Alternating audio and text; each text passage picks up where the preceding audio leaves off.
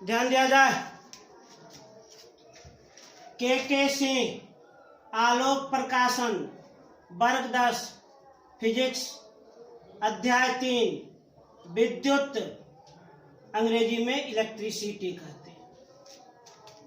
बहुत ही महत्वपूर्ण चैप्टर है, जानदार चैप्टर है ये। थोड़ा एकाग्र मन से पढ़ लीजिए, अस्थिर मन से। विद्युत, अंग्रेजी में इलेक्ट्रिसिटी कहते हैं। विद्युत को अंग्रेजी में इलेक्ट्रिसिटी कहते हैं। इलेक्ट्रिसिटी यह किस शब्द का संशोधित रूप है? इलेक्ट्रिसिटी यह इलेक्ट्रॉन का संशोधित रूप है। इलेक्ट्रिसिटी यह इलेक्ट्रॉन का संशोधित रूप है। विद्युत को अंग्रेजी में इलेक्ट्रिसिटी कहते हैं। इलेक्ट्रिसिटी इलेक्ट्रॉन से बना है। इलेक्ट्रॉन के स्थानांतरण से ही विद्युत की उत्पत्ति होती है। इलेक्ट्रॉन एक अपरमाणु कण है। इलेक्ट्रॉन का एक बिंदु से दूसरे बिंदु तक लगातार प्रवाहित होने के कारण ही विद्युत उत्पन्न होता है। यही कारण है कि विद्युत को अंग्रेजी में इलेक्ट्रिसिटी कहा जाता है। इलेक्ट्रिसिटी या इलेक्ट्रॉन का संशोधित रूप। तो सबसे पहले हम लोग को समझना होगा विद्युत आवेश। विद्युत आवेश अंग्रेजी में इसको हम कहते हैं इलेक्ट्रिक चार्ज। विद्युत आवेश को अंग्रेजी में इलेक्ट्रिक चार्ज कहते हैं। Electric charge. विद्युत आवेश क्या है, किसे कहते हैं? तो प्रत्येक वस्तु का वह आंतरिक गुण जिस गुण के कारण वह किसी अन्य वस्तु पर विद्युत बल आरोपित करता है या आरोपित करने की चेष्टा करता है, प्रयास करता है, कोशिश करता है, उसी को हम विद्युत आवेश कहते हैं। प्रत्येक वस्तु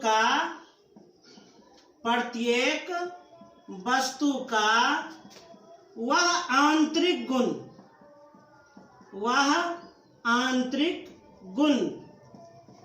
जिसके कारण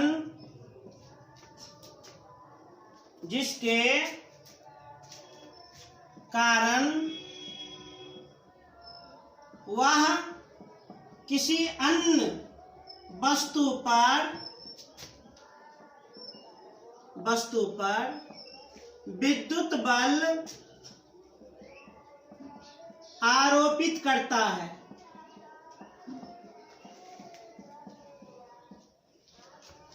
या आरोपित करने की चेष्टा करता है।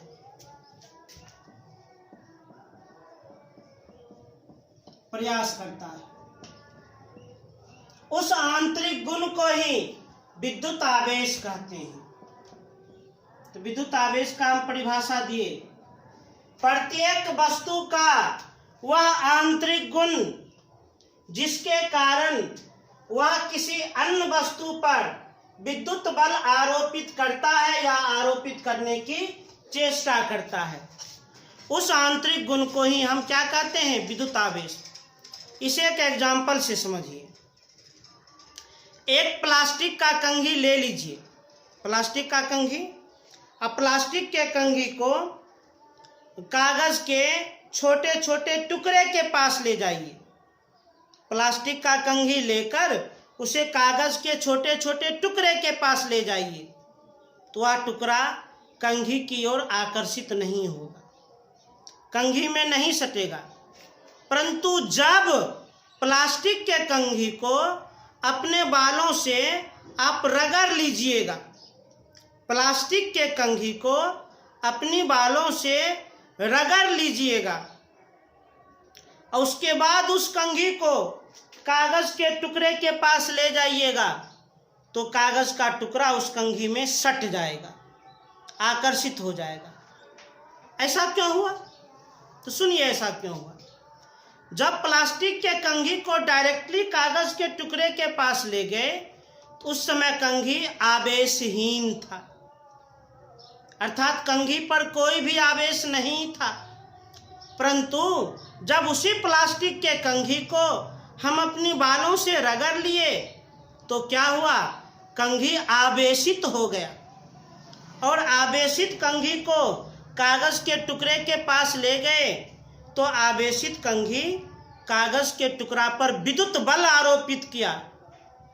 आवेशित कंघी कागज के टुकड़ा पर विद्युत बल आरोपित किया और विद्युत बल के प्रभाव से वह टुकड़ा कंघी में सट गया, वह टुकड़ा कंघी में सट गया। मतलब आवेश से विद्युत बल की उत्पत्ति होती है।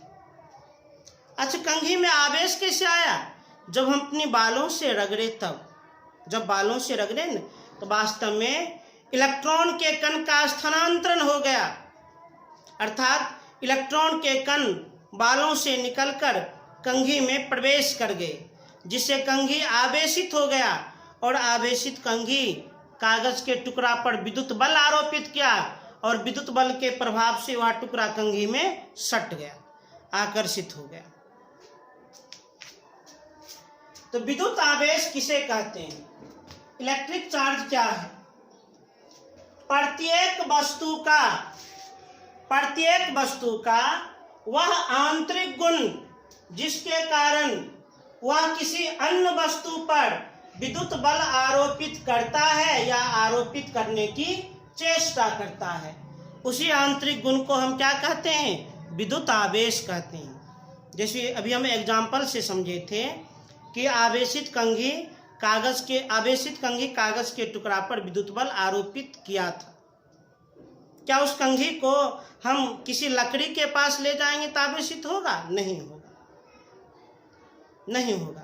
तो मतलब किसी वस्तु को किसी उचित वस्तु के संपर्क में ले जाते हैं तब वह आवेशित होता है।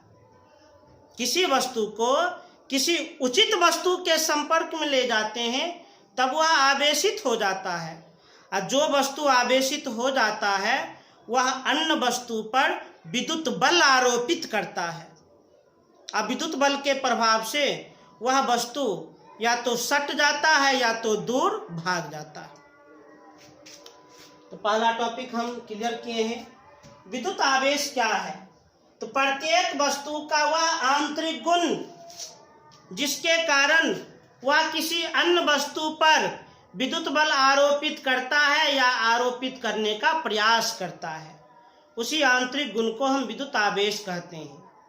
और जब वस्तु पर विद्युत आवेश की उत्पत्ति होता है तो वह वस्तु अन्य वस्तु पर विद्युत बल आरोपित करता है। अब अगला टॉपिक, अब समझिए विद्युत आवेश के प्रकार। विद्युत आवेश के प्रकार। विद्युत आवेश मुख्यतः दो प्रकार के होते हैं। एक होता है धन आवेश और एक होता है ऋण आवेश। विद्युत आवेश ये दो प्रकार के होते हैं, धन आवेश और ऋण आवेश। धन आवेश को अंग्रेजी में हम कहते हैं पॉजिटिव चार्ज, और ऋण आवेश को अंग्रेजी में हम कहते हैं निगेटिव चार्ज।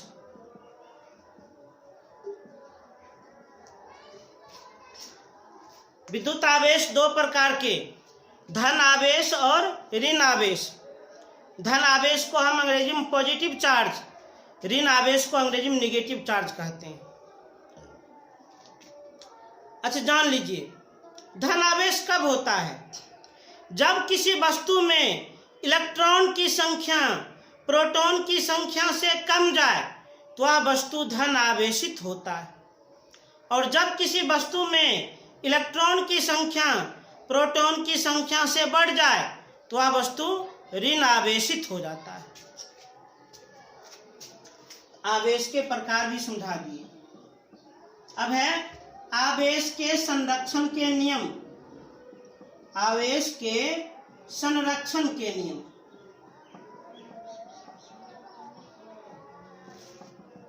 आवेश के संरक्षण के नियम। इस नियम के अनुसार विद्युत आवेश की ना तो उत्पत्ति की जा सकती है और ना ही विनाश किया जा सकता है, बल्कि विद्युत आवेश को एक रूप से दूसरे रूप में बदला जा सकता है। आवेश के संरक्षण का नियम क्या है? इसके अनुसार विद्युत आवेश की ना तो उत्पत्ति की जा सकती है, उत्पत्ति की जा सकती है और ना ही विनाश,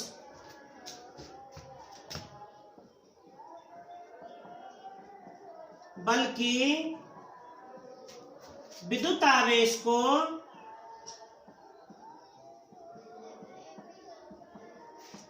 एक रूप से दूसरे रूप में बदला जा सकता है, बदला जा सकता है।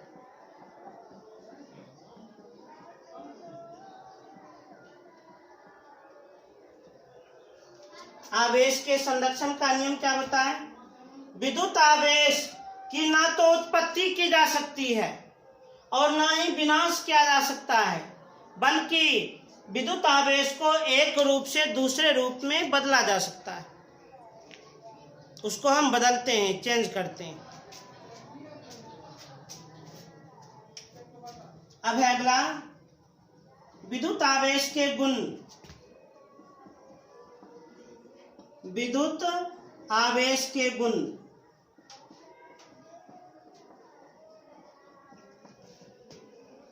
विद्युत आवेश के गुण के अनुसार समान आवेश में प्रतिकर्षण होता है, प्रतिकर्षण, या इसी को हम लोग विकर्षण भी कहते हैं।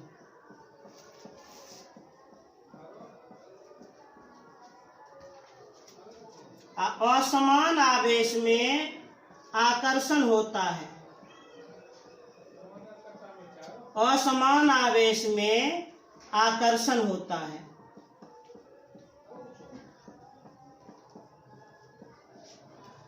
ध्यान दीजिए, फिर समझा जाए। विद्युत अंग्रेजी में इलेक्ट्रिसिटी कहते हैं। इलेक्ट्रिसिटी इलेक्ट्रॉन से बना है। विद्युत आवेश का परिभाषा, प्रत्येक वस्तु का वह आंतरिक गुण जिसके कारण वह किसी अन्य वस्तु पर विद्युत बल आरोपित करता है या आरोपित करने का प्रयास करता है, उस आंतरिक गुण को हम विद्युत आवेश कहते हैं। तो ये वाला एग्जांपल दिए। विद्युत आवेश दो प्रकार के होते हैं, धन आवेश तथा ऋण आवेश। आवेश के संरक्षण के नियम। इस नियम के अनुसार विद्युत आवेश की ना तो उत्पत्ति की जा सकती है और ना ही विनाश, बल्कि विद्युत आवेश को एक रूप से दूसरे रूप में बदला जा सकता है। और विद्युत आवेश के गुण, समान आवेश में प्रतिकर्षण होता है, अर्थात एक दूसरे से दूर भागता है। असमान आवेश में आकर्षण होता है, अर्थात एक दूसरे से सट जाता है। समान आवेश में प्रतिकर्षण या विकर्षण होता है, अर्थात दूर भागना। असमान आवेश में आकर्षण होता है, अर्थात एक दूसरे से सट जाना। इसे तेजी से उतार लिया जाए, तेजी से।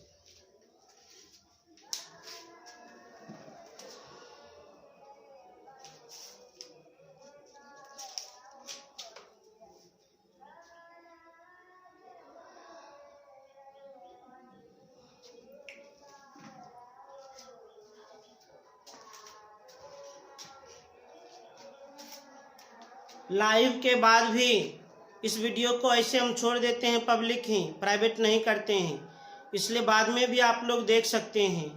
और कुछ भी चीज़ उतारना हो तो वीडियो को रोक रोक करके उसको पॉज करके आराम से उतार सकते हैं। अब आगे देखा जाए।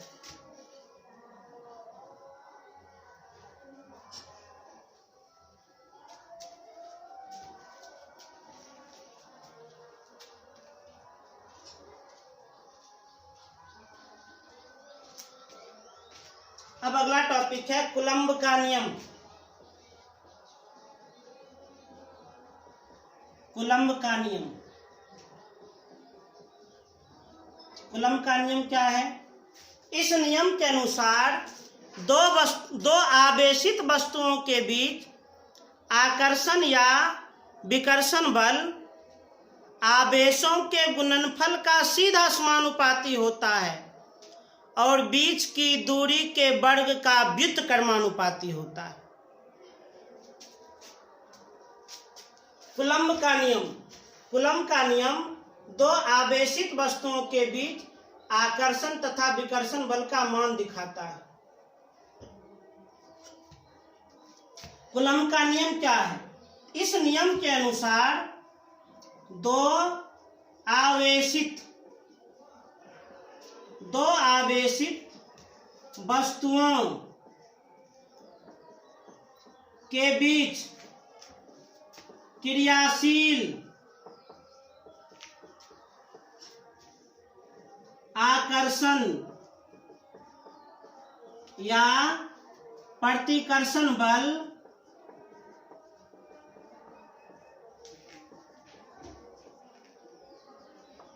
उन आवेशों के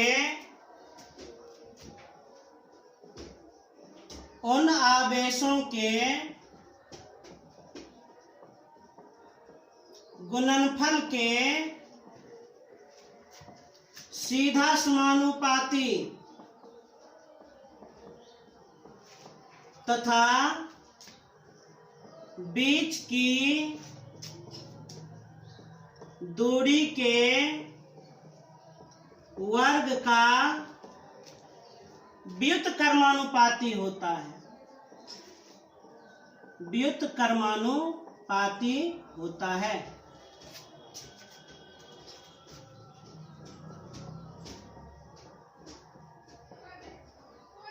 कूलम्ब का नियम। कूलम्ब का नियम लिखें। दो आवेशित वस्तुओं के बीच क्रियाशील आकर्षण या प्रतिकर्षण बल उन आवेशों के गुणनफल के सीधा समानुपाती तथा बीच की दूरी के वर्ग का व्युत्क्रमानुपाती होता है। थोड़ा एकाग्र मन समझा जाए। मान लीजिए एक वस्तु है ए, एक वस्तु है बी। यह भी धन आवेशित है। एक वस्तु ए है, एक वस्तु बी है। यह भी धन आवेशित है और यह भी धन आवेशित है। मानकर चलिए, यह भी धन आवेशित है और यह भी धन आवेशित है। अभी इन दोनों वस्तुओं के बीच प्रतिकर्षण बल काम करेगा। अच्छा, और यह भी मान लीजिए यह दोनों वस्तु डी मीटर की दूरी पर है। वस्तु ए और वस्तु बी ये भी धन आवेशित है और ये भी धन आवेशित है।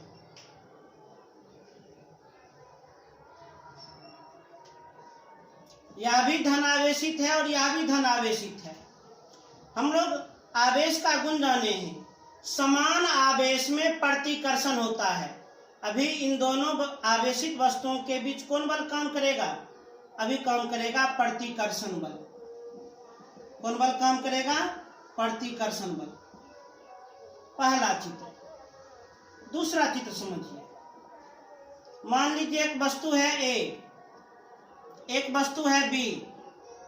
यह भी ऋण आवेशित और यह भी ऋण आवेशित, और दोनों वस्तु के बीच की दूरी है डी मीटर। अभी इन दोनों आवेशित वस्तुओं के बीच क्या काम करेगा? तो प्रतिकर्षण बल ही काम करेगा। क्यों? क्योंकि समान आवेश में प्रतिकर्षण होता है, विकर्षण होता है, एक दूसरे से दूर भागता है। एक और चित्र समझिए। 3। एक वस्तु ए, एक वस्तु बी। एक पर धन आवेश, एक पर ऋण आवेश, और दोनों वस्तु के बीच की दूरी डी मीटर। अभी ये दोनों आवेशित वस्तु के बीच कौन बल काम करेगा? आकर्षण बल काम करेगा। आकर्षण बल काम करेगा। विद्युत आवेश का गुण हम लोग जानते हैं। विद्युत आवेश के गुण के अनुसार समान आवेश में प्रतिकर्षण होता है और समान आवेश में आकर्षण होता है। ये दोनों समान आवेश है, इसके बीच में प्रतिकर्षण बल काम करेगा। ये दोनों समान आवेश है, इसके बीच में प्रतिकर्षण बल काम करेगा। परंतु ये दोनों असमान आवेश है, इसके बीच में आकर्षण बल काम करेगा। अब कूलम्ब का नियम क्या है? अच्छा, पहले वस्तु पर उपस्थित आवेश को हम Q1, पहले वस्तु पर उपस्थित आवेश को Q1 और दूसरे वस्तु पर उपस्थित आवेश को Q2 मान लेते हैं। पहले वस्तु पर उपस्थित आवेश को Q1, दूसरे वस्तु पर उपस्थित आवेश को हम Q2 मान लेते हैं। कूलम्ब का नियम क्या है? कूलम्ब के नियम के अनुसार दो आवेशित वस्तुओं के बीच क्रियाशील आकर्षण या प्रतिकर्षण बल, किसी भी बल को हम F से करते हैं, सीधा समानुपाती होता है। किसका? आवेशों के गुणनफल के सीधा समानुपाती होता है। मतलब दोनों वस्तुओं के आवेश के गुणनफल का सीधा समानुपाती होता है। समीकरण 1, तथा बीच की दूरी के वर्ग का व्युत्क्रमानुपाती होता है। तथा आकर्षण और प्रतिकर्षण बल या व्युत्क्रमानुपाती होता है। किसका? तो दोनों आवेशित वस्तुओं के बीच के दूरी के वर्ग का। अरे भाई, दो आवेशित वस्तु हम मान लिए, पहला वस्तु पर आवेश Q1 और दूसरा वस्तु पर आवेश Q2। तीन को अलग अलग चित्र दिखलाए। थोड़ा हम ये भी दिखलाने का कोशिश कर रहे हैं। समान आवेश में प्रतिकर्षण बल काम करता है, असमान आवेश के बीच आकर्षण बल काम करता है। कूलम्ब के नियम के अनुसार दो आवेशित वस्तुओं के बीच क्रियाशील आकर्षण या प्रतिकर्षण बल आवेशों के गुणनफल का सीधा समानुपाती होता है। समानुपाती का अर्थ, एक राशि बढ़ेगा तो दूसरा भी बढ़ जाएगा, एक घटेगा दूसरा भी घट जाएगा। एगो एग्जाम्पल समझाते हैं। एगो एग्जाम्पल थोड़ा ध्यान से समझिएगा, ध्यान समझिएगा। मान लीजिए एक टॉर्च है। टॉर्च में यदि आप एक सेल दीजिएगा तो उसका लाइट देखिए थोड़ा कम होगा, लेकिन 2 सेल दीजिएगा उसका लाइट थोड़ा बढ़ जाएगा, 3 सेल दीजिएगा तो उसका लाइट और बढ़ जाएगा, अब 5 सेल दीजिएगा तो उसका लाइट तो 2 किलोमीटर दूर तक चल जाएगा। इससे क्या स्पष्ट हो गया? इससे यही स्पष्ट हुआ, आकर्षण या प्रतिकर्षण बल आवेश के गुणनफल का सीधा समानुपाती होता है। आवेश बढ़ेगा तो बल भी बढ़ जाएगा, आवेश घटेगा तो बल भी घट जाएगा। अच्छा, एक और पॉइंट, एवं आकर्षण और विकर्षण बल बीच के दूरी के वर्ग का व्युत्क्रमानुपाती होता है। व्युत्क्रमानुपाती का अर्थ है एक राशि बढ़ेगा तो दूसरा घट जाएगा, एक राशि घटेगा तो दूसरा बढ़ जाएगा। जैसे मान लीजिए एक बैटरी है और उस बैटरी से एक बैटरी वाला पंखा जोड़ दीजिए। अब उस पंखा को बैटरी से मान लीजिए 1 मीटर की दूरी पर रखते हैं। पंखा का स्पीड देखिए काफ़ी हाई होगा, लेकिन उसी पंखा को एक चालक तार की सहायता से हम 50 मीटर की दूरी पर रखते हैं, तो उस समय पंखा का स्पीड काफ़ी घट जाएगा और ऐसा भी संभव है पंखा रुक भी जाएगा, बंद भी हो जाएगा। मतलब दूरी बढ़ने से आकर्षण तथा विकर्षण बल का मान घट जाता है। जब बल का मान घट जाएगा तो विद्युत बल का प्रभाव कम हो जाएगा।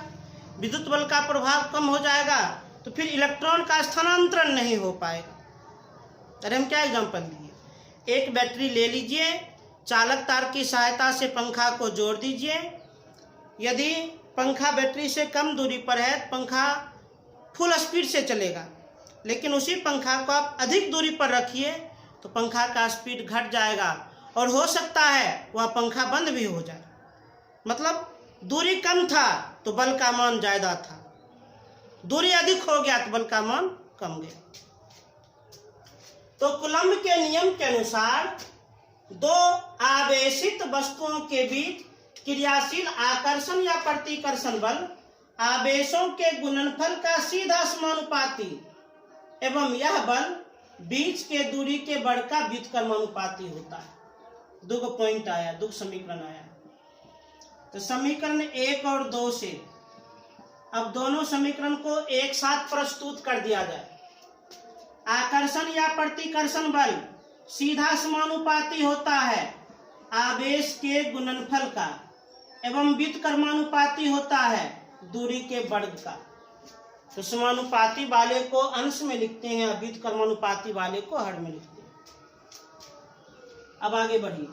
तो समानुपाती को जब भी बराबर में बदलना हो तो कांस्टेंट का प्रयोग किया जाता है। समानुपाती को बराबर में बदलना है तो कांस्टेंट का प्रयोग कर लिए हम। कांस्टेंट का प्रयोग F बराबर K into Q1 into Q2 बटे ds पर, जहां पर K क्या है, जहां पर K है स्थिरांक या इसी को हम नियतांक भी कह सकते हैं। अंग्रेजी में इसी को हम कांस्टेंट कहते हैं। जहां F का अर्थ क्या है, आकर्षण या प्रतिकर्षण बल, आकर्षण या प्रतिकर्षण बल। Q1 का अर्थ क्या है, पहले वस्तु पर आवेश या पहले वस्तु का आवेश। आवेश को Q से सूचित करते हैं, याद रखिएगा। Q2 का अर्थ क्या है, दूसरे वस्तु का आवेश, दूसरे वस्तु का आवेश। और D का अर्थ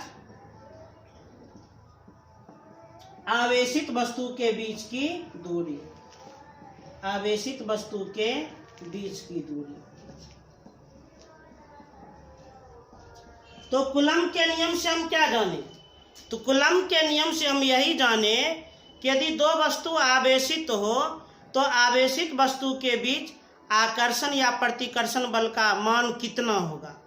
यदि आकर्षण या प्रतिकर्षण बल का मान निकालना हो तो हम इस सूत्र का प्रयोग करेंगे, इस फॉर्मूला का प्रयोग करेंगे। फिर से सुन लीजिए, कूलम्ब का नियम क्या है, इसके लिए व्यंजक को प्राप्त करें। तो कूलम्ब के नियम के अनुसार दो आवेशित वस्तुओं के बीच क्रियाशील आकर्षण या प्रतिकर्षण बल उन वस्तुओं के आवेशों के गुणनफल के सीधा समानुपाती और बीच की दूरी के वर्ग का व्युत्क्रमानुपाती होता है। इसी नियम के अनुसार एक सूत्र निकल गया, F बराबर K into Q1 into Q2 बटे ds स्क्वायर, जहाँ K क्या है, स्थिरांक या नियतांक है। जहाँ F का अर्थ आकर्षण या प्रतिकर्षण बल, Q का अर्थ पहले वस्तु का आवेश, Q2 का अर्थ दूसरे वस्तु का आवेश और D का अर्थ आवेशित वस्तु के बीच की दूरी। तो इसे उतार लिया जाए।